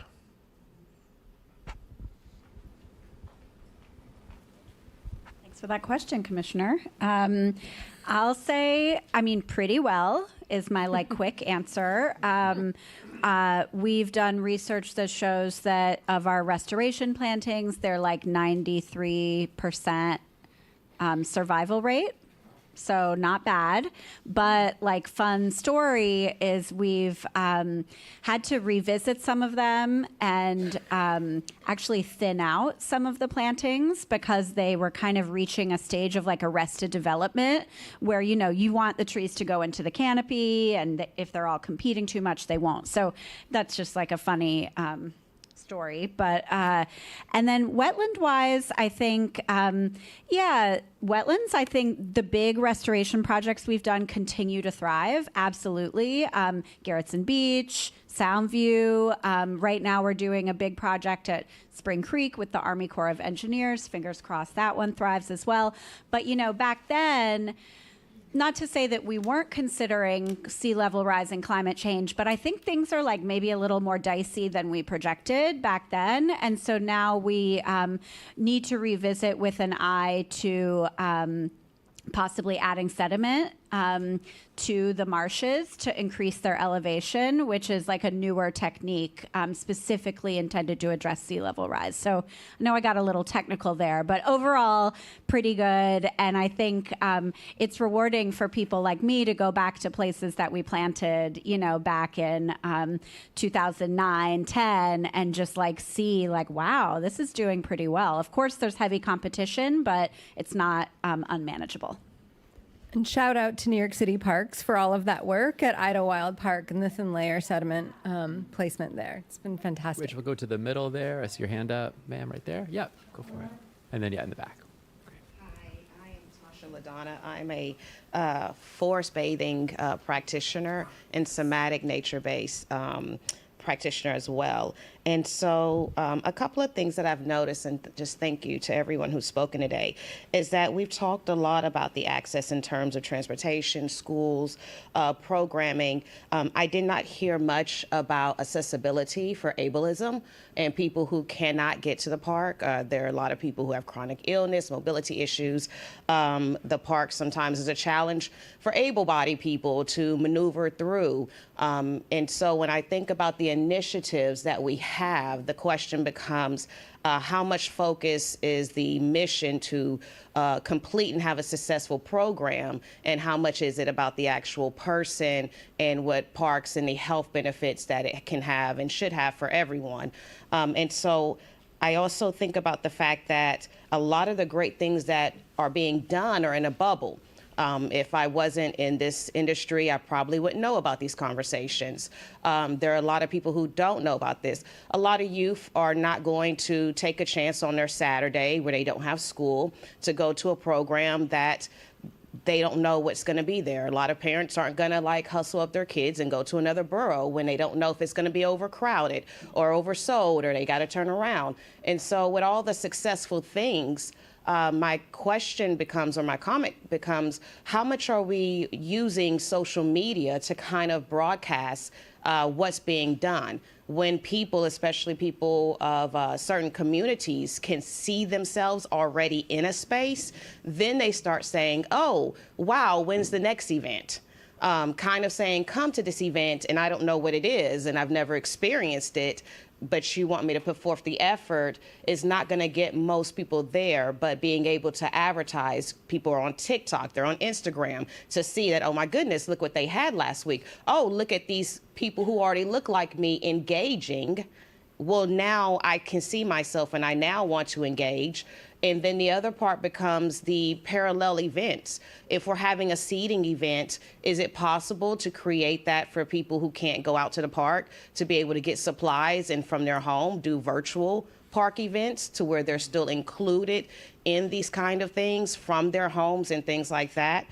So I guess if I put it in a question form, it would be, are we measuring the success by attendance or by how many people actually feel included and connected to nature, even if that engagement is differently? That's great, thank you. If someone wants to jump in, go for it. Jump in because we've been thinking about this a lot, and I really appreciate the question.